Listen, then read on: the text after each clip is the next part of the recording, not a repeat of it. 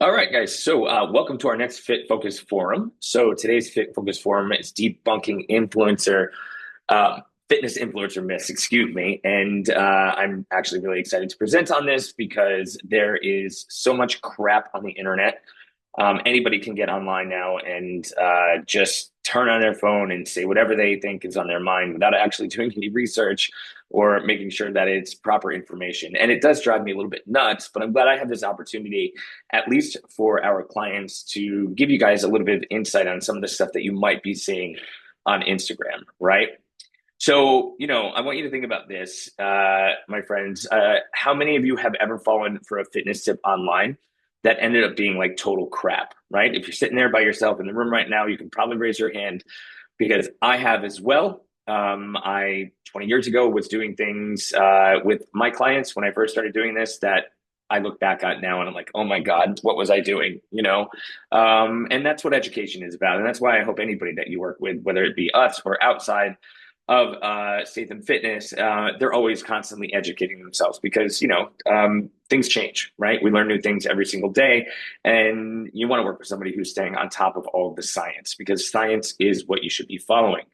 We're constantly bombarded with, hacks from all these shredded influencers and 22-year-olds who've never coached a single client either, right? So a lot of the people that you see online just are online because they're working out, right? And they feel like they can share the tips that work for them with everybody else, even though they might not be based on any research studies or science or facts.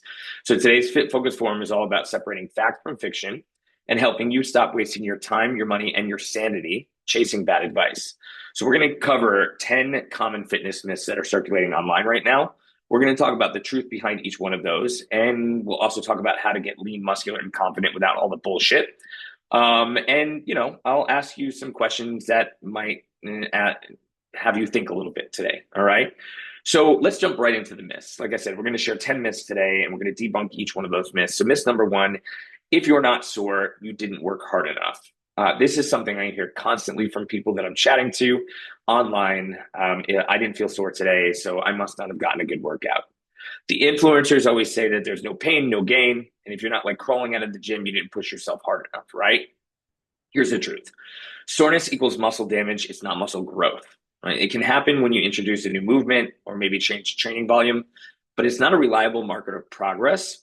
In fact, constantly chasing soreness can actually lead to burnout, poor recovery, or even injury, and it can really affect your results. So, what actually matters is progressive overload. Are you getting stronger, lifting, and moving better over time? Now, we did a Fit Focus forum on this topic. So if you did not have a chance to watch the Fit Focus forum, excuse me, on progressive overload, I highly suggest that you go watch that one. It's underneath the kettlebell tab. If you are trying to get stronger, if you're trying to build muscle and you're trying to either lose weight or get bigger, that's why you're here. Then it's going to really go into detail for you on how you can accomplish all of those things in multiple different ways. All right. And just to reiterate, you don't have to feel sore every time you overload. All right. So I want you to ask yourself, have you ever thought about skipping a workout because you were too sore and thought that it meant it was working? I'm sure we all have, and again, I'm going to throw myself into the fire like everybody else today. I absolutely used to think that you needed to be sore to get results. And once I stopped being sore all the time, I started building more muscle, which is pretty cool. So myth number two: fasted cardio to burn fat. Okay. So I've seen influencers all over the internet that say if you do cardio before eating, that your body's going to burn fat instead of food. Well, the truth is, fasted cardio, excuse me, it may slightly increase fat oxidation during the workout, but that does not matter. What matters overall, fat loss for 24 hours. Excuse me. What matters is overall fat loss for 24 hours, right? And the studies show that there's no significant difference between fasted and fed cardio for body composition. So what's better is actually doing cardio when you feel your best and when you can perform your best. I know that I'm never going to the gym myself unless I have some food beforehand. I have some fuel in my system because I know that's going to help me perform better. And what happens when we perform better is that we get to overload. And when we get to overload, we get to build muscle, we get to make progress. And all of those goals that we've been working on start to come into sight. So I want you to think about this. And again, sitting in the room by yourself, just raise your hand if you've ever tried fasted cardio and hated your life, because I've done that in the past before. It does not feel good. So myth number three, you need to cut out carbs to get lean. This is my favorite one, and I'm saying that facetiously. What influencers say is that carbs are the enemy. Just cut them out and watch the fat melt off. Well, the truth is, and all of you know this if you're working with us, you just lose water weight at first, not fat, right? Carbs bind to water. And without carbs, you often lose performance energy and mood, right? I know that I am super cranky when I don't eat enough carbohydrates.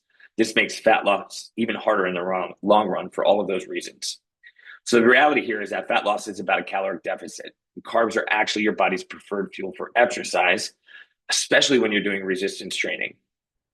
So I'm curious, I want you to ask yourself, what's the most carb heavy meal you've ever guilted yourself for eating, right? Have you ever been like, oh my God, there were so many carbs in that meal, I shouldn't have done that. When in actuality, knowing a little bit more now, you look back at that and go, well, maybe it wasn't as bad as I thought it was. And maybe I had a really great workout the next morning because I fed my body. I had energy. I gave it what it needed to progressively overload. All right, fourth myth, you should train every single day. So there is this gym in Miami, and I won't name it just to be a nice guy because I really do like the gym. And the people that work there were pretty cool and they had some fun classes, but their slogan is no days off. And I'm going to tell you that is one of the most terrible slogans I've ever heard from a gym in my life because that puts this image into your head that it's just going to absolutely destroy your body if you stick to it. So influencers are always going to say hustle, take no days off, rest is for the weak. But the truth is that muscles don't grow while you train. They grow while you recover. And overtraining can really tank your hormones. It can impair muscle growth and it can increase risk of injury. Even elite athletes rest. And we have done a Fit Focus forum on this one as well.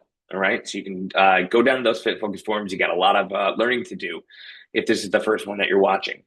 So what's better is training 3 to 5 days a week with the planned rest and smart volume, which if you're in this program, this is exactly what you're doing. So I want you to think about what your current rest day situation is. Be honest with yourself. Are you taking them when we schedule them for you? Or are you trying to do extra work on your days off because you think it's going to get you better results? Here's the kicker. You need to rest. You need to get sleep, right? You need to recover. That's why we concentrate on all this stuff. And we ask you this stuff every single week in your check-in forums. All right, myth number 5 brings us halfway through.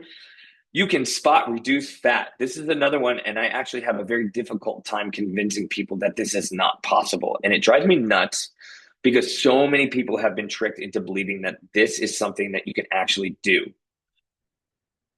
I know you all have seen this. You've probably seen 7 of them today already if you've opened Instagram for 5 minutes. Do this ab exercise or this ab circuit to burn belly fat. Want to burn more fat? Try these 5 exercises. That shit is no, oh, sorry. It gets me a little worked up because that's not what's burning the fat, right? Yes, gaining more muscle is going to burn fat, but not doing crunches. You can't target fat loss. You can strengthen a muscle group, but where your body loses fat first is mostly genetic and hormonal. So doing crunches won't magically remove the love handles. Listen, my butt disappears before my belly, and I hate it, right? I want a nice big butt. That's something that I work on. I squat, I deadlift, I do hip bridges, all of these things, or hip thrusters, excuse me, to use the proper terminology, just so I can have a bigger butt. But every time I cut, the first thing that gets smaller is my ass. But it's just how my body functions. Eventually, if I stick to it, everything in the front starts to go away as well. So if you're unhappy with where you're losing fat in your body, you just have to keep going. And eventually you're going to get to the point where you lose fat in the places that you want to lose fat. Unfortunately, you don't get to make that decision. So what does work? Overall fat loss through consistent nutrition and full body strength training. So you already know the answer to this, but which one do you think is going to reduce belly fat faster? 1,000 crunches or walking daily and lifting 4 times a week? Spoiler alert, it's B. So I'm curious, what part of your body do you notice fat loss first? And what part is the toughest? I just told you mine 2. I want you to think about your 2. And if you feel like sharing them with us, send us a message, send us a DM. I'd love to hear.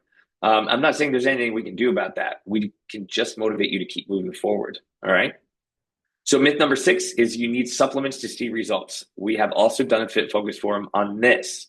So go down to that kettlebell tab and do some more learning. You're going to hear influencers say all the time, here's my stack, bro. BCAAs, pre-workout, fat burner, green powder, collagen, protein, detox teas, blah, blah, blah, blah, blah. All right. I went through this. I think this was our last Fit Focus forum on all the supplements and the good ones and the bullshit. The truth is, supplements supplement your plan. They're not the foundation for your plan. And most results come from, and you're going to get tired of hearing me saying this, consistent training, proper nutrition, and sleep. Many influencers are actually paid to sell the products and they don't even use them, right? They get paid a lot of money if they have a lot of followers. That's what most of these guys that have a ton of followers in the 100,000s do for a living, all right? So you're not going to be able to trust somebody who's getting paid by the company that they're promoting, okay? It doesn't have to do with fitness, but there's this great guy that does flights. He reviews flights, business class flights, first class flights. It's called the Flight Guy or something. I know I'm getting it wrong. It's really popular. You've probably seen it. He makes a very solid point in every single one of his posts that he pays for all of this out of his own pocket and doesn't get paid by the airlines. Because if he did get paid by the airlines, then you would automatically think, okay, then he's probably giving this airline a good review because the airline paid him to take the flight or they gave him the flight for free. We need to apply that same thought process to influencers online. Okay. What's the most ridiculous supplement that you've ever bought? Right. I know that I bought some pretty ridiculous stuff myself. Fat burners, things that told me I was going to gain more muscle if I took 2 scoops a day. Ended up costing me a ton of money, waste of cash, and did absolutely nothing for me. All right, so myth number 7, lifting heavy will make you bulky. I just want to look lean.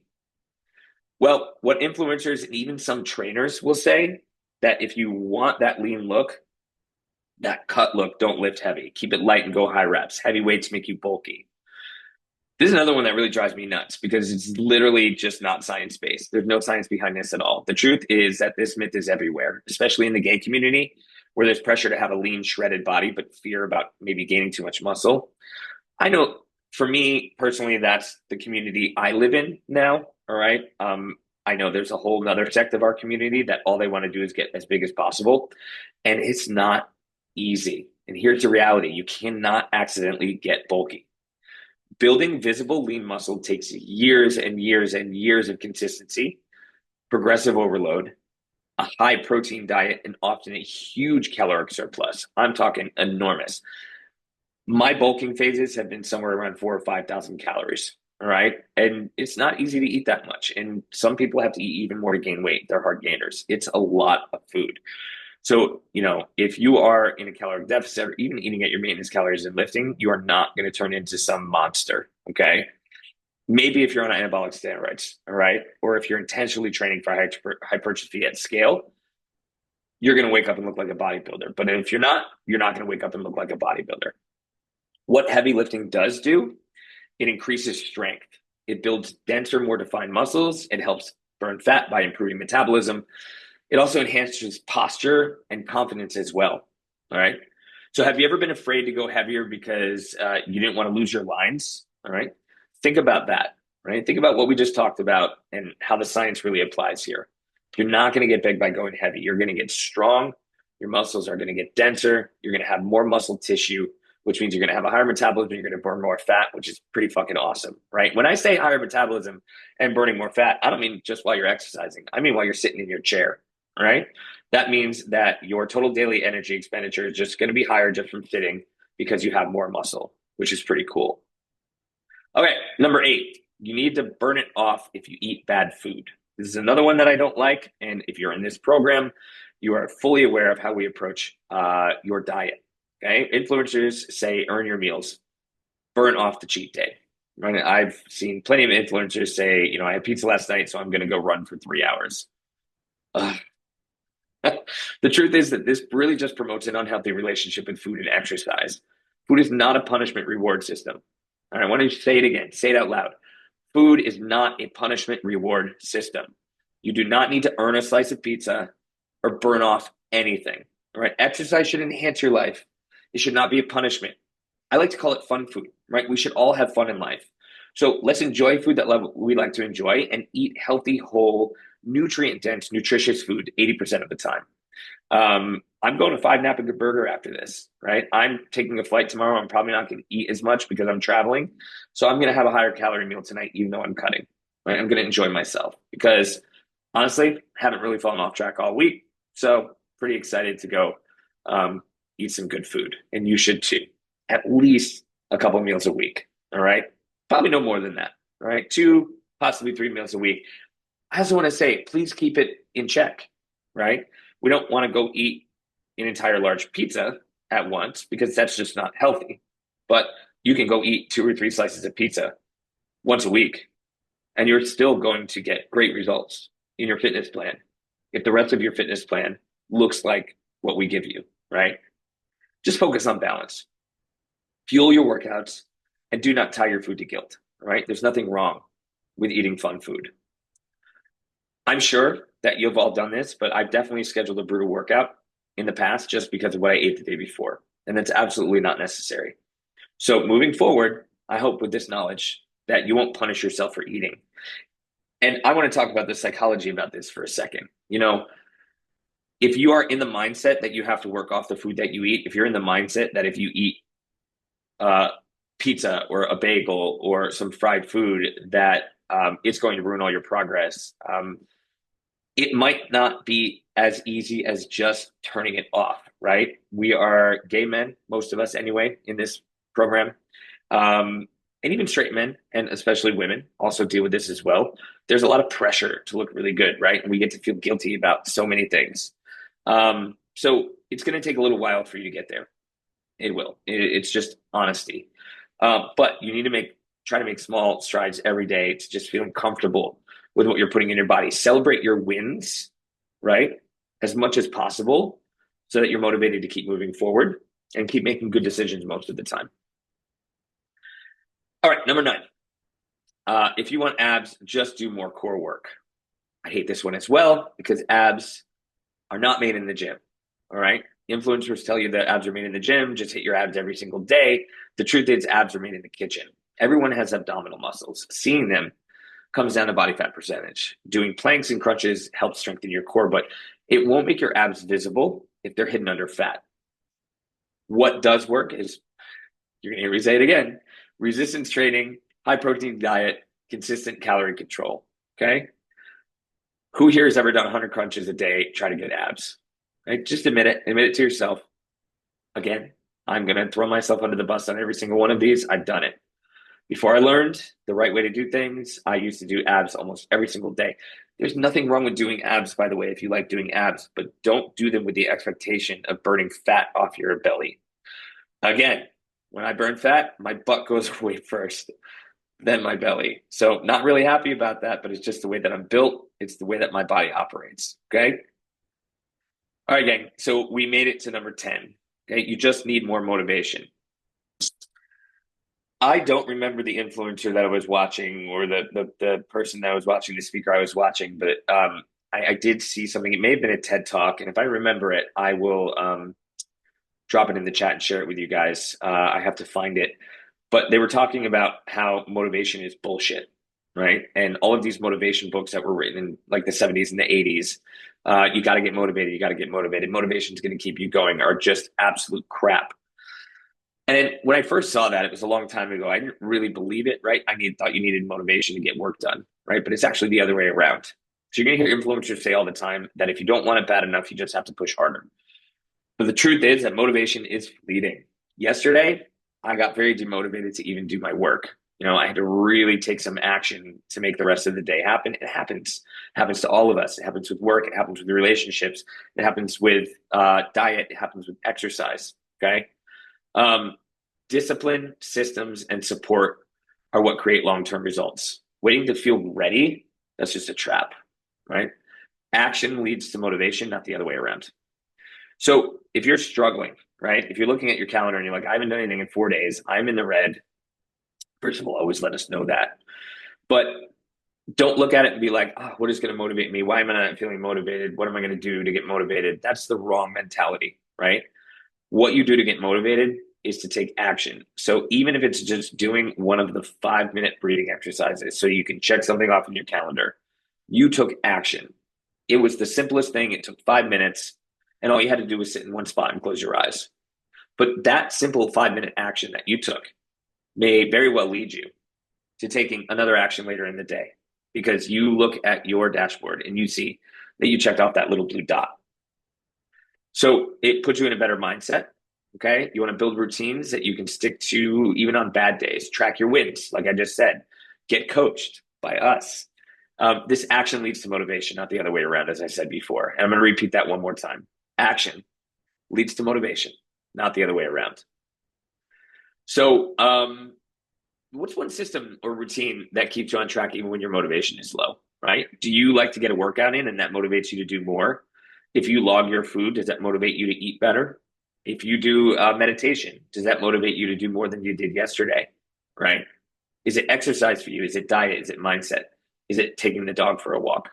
All of these are actions that can lead you to be motivated to do more. I mean, that's just 10 fitness myths. I could probably go on for like 3 hours. There's so many.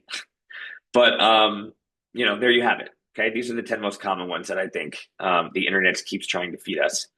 From fat burning teas, fear of having heavy weights, 6 packs as the gold standard.